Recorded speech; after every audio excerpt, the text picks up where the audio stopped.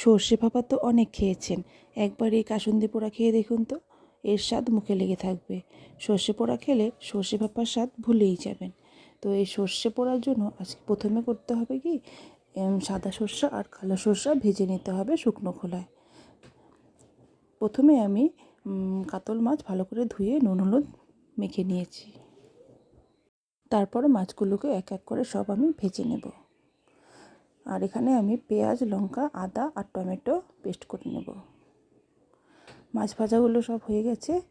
এবার ওই মাছ ভাজা তেলের মধ্যে দিয়ে দিব কালো জিরে, শুকনো লঙ্কা, একটা চেরা কাঁচা লঙ্কা। তারপর সেই মশলার পেস্টটা দিয়ে দিলাম।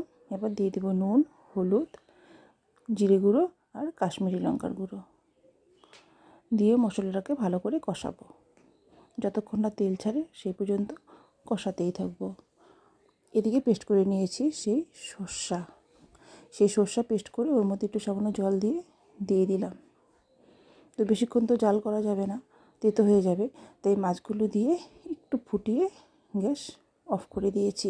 উপর থেকে দিয়ে দিলাম সর্ষার তেল আর চেরা কাঁচা লঙ্কা। গরম গরম ভাতের সঙ্গে কিন্তু দারুণ লাগে খেতে। একবারও আপনারা ট্রাই করে দেখতে পারেন। সর্ষে পোড়া খেলে সর্ষে ভাপার স্বাদ ভুলে যাবেন, গ্যারেন্টি দিয়ে বলতে পারি।